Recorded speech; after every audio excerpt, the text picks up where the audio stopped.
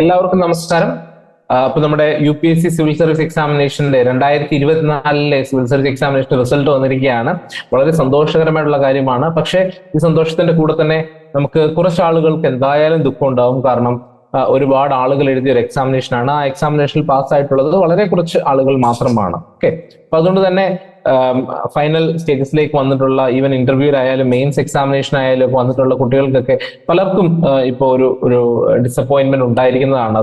അത് തീർച്ചയായിട്ടും അത് ഉണ്ടായിരിക്കും. പക്ഷെ അതിൽ നിന്നൊക്കെ നിങ്ങൾ കടന്ന് മുന്നോട്ട് വരണം. കാരണം തോൽവികൾ എന്ന് പറയുന്നത് ഡെഫിനറ്റ് ആയിട്ടും നിങ്ങളുടെ അടുത്ത വിജയത്തിലേക്കുള്ള മുന്നോടി തന്നെയാണ്. പക്ഷെ അതിനുവേണ്ടി നിങ്ങൾ തയ്യാറെടുക്കുക എന്നുള്ളത് വളരെ വളരെ ഇമ്പോർട്ടന്റ് ആണ്. അപ്പൊ നമുക്ക് അതിനു വേണ്ടിയിട്ട് പ്രയത്നിക്കുക, അല്ലെങ്കിൽ എന്തൊക്കെ തെറ്റുകളാണ് നമ്മൾ കഴിഞ്ഞ എക്സാമിനേഷനകത്ത് വരുത്തിയിട്ടുള്ളത് എന്ന് മനസ്സിലാക്കി അതിനെ റെക്ടിഫൈ ചെയ്ത് മുന്നോട്ട് പോകുക എന്നുള്ളതാണ് നമുക്ക് ചെയ്യാനായിട്ട് പറ്റുന്നത്. സോ അതുകൊണ്ട് തന്നെ നിങ്ങൾ ഈ ഒരു ലിസ്റ്റിൽ ഇല്ല എന്നുണ്ടെങ്കിൽ ഒരു കാരണവശാലും നിങ്ങൾ അതോർത്ത് വിഷമിച്ചിരിക്കരുത്. വിഷമം ഉണ്ടാകും, സ്വാഭാവികമാണ്. അത് കുറച്ച് നേരമേ ഉണ്ടാകാൻ പാടുള്ളൂ. അത് നിങ്ങൾ ഒരിക്കലും നിങ്ങളുടെ ഒരു വർക്കിനെയോ അല്ലെ നിങ്ങളുടെ സ്റ്റഡിയെയോ അല്ലെ നിങ്ങൾ ഇനി ചെയ്യാൻ പോകുന്ന പ്രവൃത്തിയോ ഒന്നും അത് ബാധിക്കാനായിട്ട് പാടില്ല. സോ കുറച്ചു നേരമൊക്കെ നമുക്ക് വിഷമിക്കണം. അത് നമ്മൾ നാച്ചുറൽ ആയതുകൊണ്ട് തന്നെ അത് വിഷമിക്കേണ്ടതാണ്. അതിനുശേഷം തിരിച്ചു വരിക, നിങ്ങളുടെ പ്രോസസ്സിലേക്ക് നിങ്ങൾ കടക്കുക. അത് എന്ത് തന്നെ ആയിക്കോട്ടെ, നിങ്ങൾ ജോലി ചെയ്യുന്നവരാണെങ്കിൽ നിങ്ങളുടെ ജോലിയിലേക്ക് കടക്കുക, അതല്ല നിങ്ങൾ പഠിച്ചുകൊണ്ടിരിക്കുന്ന ആളുകളാണെങ്കിൽ പഠനത്തിലേക്ക് കടക്കുക, അല്ലെങ്കിൽ സിവിൽ സർവീസിന് തന്നെ പ്രിപ്പയർ ചെയ്തുകൊണ്ടിരിക്കുന്ന ആളുകളാണെങ്കിൽ അതിലേക്ക് കടക്കുക. കാരണം നമ്മൾ അടുത്ത എക്സാമിനേഷൻ ഫേസ് ചെയ്യാനായിട്ട് പോവുകയാണ്. അപ്പൊ ഈ വർഷവും കൂടെ നിങ്ങൾ ഇട്ടിട്ടുള്ള എഫേർട്ട് അതിനകത്ത് എന്തായാലും വരും. ആ എഫേർട്ടിന് ഒരു ഫ്രൂട്ട്ഫുൾ റിസൾട്ട് ഉണ്ടാവണമെന്നുണ്ടെങ്കിൽ നിങ്ങൾ വളരെ പ്ലസന്റ് ആയിട്ടിരിക്കുക എന്നുള്ളത് വളരെ ഇമ്പോർട്ടന്റ് ആണ്. സോ അതുകൊണ്ട് തന്നെ വിഷമങ്ങളൊക്കെ മറികടന്ന് എല്ലാവരും പുറത്തേക്ക് വരിക. നിങ്ങൾക്ക് കൃത്യമായിട്ടുള്ള നിങ്ങളുടെ ഒരു മൈൻഡ് സെറ്റ് ഉണ്ടാക്കിക്കൊണ്ട് തന്നെ അടുത്ത ഒരു പ്രിപ്പറേഷനിലേക്ക്, അടുത്ത ഒരു എക്സാം വിൻ ചെയ്യാനായിട്ട് അല്ലെ സക്സീഡ് ചെയ്യാനായിട്ട് നിങ്ങൾ തയ്യാറെടുക്കുക എന്നുള്ളതാണ് എനിക്ക് പറയാനുള്ളത്. ഇനി നമുക്ക് ഈ ഒരു വർഷത്തെ റിസൾട്ടിലൂടെ ഒന്ന് കടന്നു നോക്കാം. ഓക്കെ, എന്തൊക്കെയാണ് റിസൾട്ട്, അതിന്റെ പ്രധാനപ്പെട്ട കാര്യങ്ങൾ എന്തൊക്കെയാണെന്നൊക്കെ നമുക്കൊന്ന് നോക്കാം. അപ്പൊ നമുക്ക് ഈ റിസൾട്ടിലേക്ക് ഒന്ന് കടന്നു നോക്കാം. അപ്പൊ ഇതില് 1009 കാൻഡിഡേറ്റ്സ് ആണ് മൊത്തമായിട്ട് ഇതിലേക്ക് സെലക്ട് ചെയ്തിട്ടുള്ളത്, അല്ലെ റെക്കമെൻഡ് ചെയ്യപ്പെട്ടിട്ടുള്ളത് 1009 കാൻഡിഡേറ്റ്സ് ആണ്.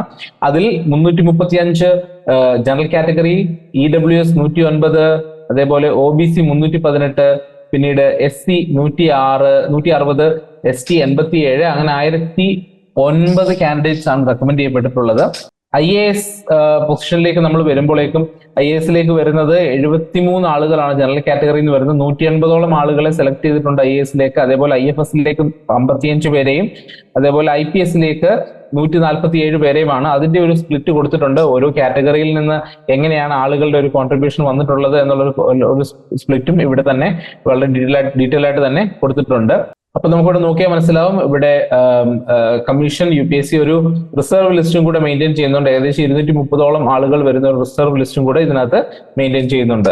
ഇപ്പോൾ ഇനി ഡീറ്റെയിൽ ആയിട്ടുള്ള ഇതിന്റെ റാങ്ക് ലിസ്റ്റിലേക്ക് വരികയാണെങ്കിൽ 1ാം റാങ്ക് നേടിയിരിക്കുന്നത് ശക്തി ദുബെ ആണ്. അതേപോലെ 2ാം റാങ്ക് ഹർഷിത ഗോയൽ, 3ാം റാങ്ക് ഡോങ്റെ, അതേപോലെ 4ാം റാങ്ക് ഷാ മാർഗി, അതേപോലെ 5ാം റാങ്ക് ആകാശ്, 6ാം റാങ്ക് കോമൽ, 7ാം റാങ്ക് ആയുഷി, 8 രാജ് കൃഷ്ണ ഝാ, 9 ആദിത്യ വിക്രം, അതേപോലെ തന്നെ 10 മയങ്ക് ത്രിപാഠി എന്നിവരാണ് ആദ്യത്തെ 10 റാങ്കുകളിൽ പെടുന്ന ആളുകൾ എന്ന് പറയുന്നത്. ആദ്യത്തെ 10 റാങ്കുകളിൽ വരുന്ന ആളുകൾ ഇവരൊക്കെയാണ് ആദ്യത്തെ 10 റാങ്കുകളിൽ വരുന്നത്. അങ്ങനെ എല്ലാവരുടെയും ഒരു റാങ്ക് തന്നെ ഇവിടെ കൊടുത്തിട്ടുണ്ട്. അപ്പൊ നിങ്ങൾ ആരെങ്കിലും ഇതേപോലെ മെയിൻസ് എക്സാമിനേഷൻ എഴുതിയിട്ട് ഇന്റർവ്യൂ അറ്റൻഡ് ചെയ്തിരിക്കുന്ന ആളുകളാണെങ്കിൽ ഉറപ്പായിട്ട് നിങ്ങൾക്ക് ഇവിടെ സെർച്ച് ചെയ്ത് കഴിഞ്ഞാൽ നിങ്ങളുടെ പേര് അതിൽ കാണാൻ സാധിക്കും. നിങ്ങൾ അതിലേക്ക് റെക്കമെൻഡ് ലിസ്റ്റിലേക്ക് വന്നിട്ടുണ്ടെങ്കിൽ ഉറപ്പായിട്ട് നിങ്ങളുടെ പേര് അവിടെ കാണാൻ സാധിക്കും. അപ്പം നിങ്ങൾ ഓരോരുത്തരും അതിനു വേണ്ടിയിട്ട് നോക്കുക. അപ്പോൾ ഈ ഒരു എക്സാമിനേഷൻ എഴുതി അല്ലെങ്കിൽ ഇന്റർവ്യൂ അറ്റൻഡ് ചെയ്തിട്ടുള്ള ആളുകളൊക്കെ ഈ ഒരു ലിസ്റ്റിൽ ഉണ്ടാവട്ടെ എന്ന് ഞാൻ ആശംസിക്കുന്നു.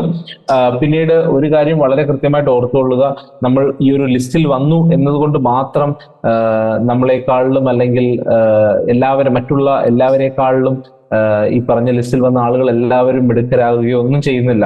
ഇതൊരു എക്സാമിനേഷൻ ആണ്. ആ എക്സാമിനേഷന്റെ ടൈമിൽ അവർക്ക് അറിയാവുന്ന ക്വസ്റ്റ്യൻസ് കൂടുതലായിട്ട് അവിടെ ഉണ്ടായിരുന്നു. അവർ അതിനു വേണ്ടിയിട്ട് എഫേർട്ട് ഇട്ടിട്ടുണ്ടായിരുന്നു. അതിൻ്റെതായിട്ടുള്ള സ്ട്രാറ്റജീസ് അവർ ഫോളോ ചെയ്തിട്ടുണ്ടായിരുന്നു. കൃത്യമായിട്ടുള്ള ഒരു മെത്തഡോളജിയും സ്ട്രാറ്റജിയും ഒക്കെ ഫോളോ ചെയ്തുകൊണ്ട് തന്നെയാണ് അവർക്ക് ഈ ഒരു റിസൾട്ടിലേക്ക് എത്തിച്ചേരാനായിട്ട് സാധിച്ചിട്ടുള്ളത്. എന്നാൽ അതേ സ്ട്രാറ്റജീസ് ഫോളോ ചെയ്തിട്ടുള്ള ഒരേ ബെഞ്ചിൽ ഇരുന്ന് പഠിച്ചിട്ടുള്ള അല്ലെ ഒരേ റൂമിൽ നിന്ന് പഠിച്ചിട്ടുള്ള ആളുകൾ പലരും കാണും ഈ ഒരു കൂട്ടത്തിൽ. ചിലപ്പോൾ അവർ ലിസ്റ്റിൽ ഇടം നേടാൻ കഴിയാതെ പോയിട്ടുണ്ടാവും. അതൊന്നും നിങ്ങൾ കാര്യമായിട്ട് എടുക്കരുത്. കാരണം ഇനിയും നിങ്ങൾക്ക് അവസരങ്ങളുണ്ട്. ഇനിയിപ്പോ നമ്മുടെ അടുത്ത എക്സാമിനേഷൻ അടുത്ത് വരികയാണ്. അപ്പോൾ എല്ലാവരും വളരെ ധൈര്യത്തോടു കൂടി വളരെ കോൺഫിഡന്റ് ആയിട്ട് തന്നെ അടുത്ത എക്സാമിനേഷനെ എഴുതാനായിട്ട് വെൽക്കം ചെയ്യാനായിട്ട് റെഡി ആയിട്ടിരിക്കുക എന്നാണ് എനിക്ക് പറയാനുള്ളത്. സോ അപ്പം ഈ ഒരു എക്സാമിനേഷൻ ക്ലിയർ ചെയ്തിട്ടുള്ള എല്ലാവർക്കും ഈ IPM-IAS അക്കാഡമിയുടെ ആശംസകൾ. സോ എല്ലാവരും ഇനി അവരുടെ ഫ്യൂച്ചറിൽ നമ്മളുടെ സമൂഹത്തിന് വളരെയധികം വലിയ ഇമ്പാക്ട് ഉണ്ടാക്കാൻ പറ്റുന്ന രീതിയിലുള്ള പ്രവർത്തനങ്ങൾ കാഴ്ചവെക്കട്ടെ എന്ന് ആശംസിച്ചുകൊണ്ട് ഞാൻ ഈ ഒരു വീഡിയോ നിർത്തുന്നു.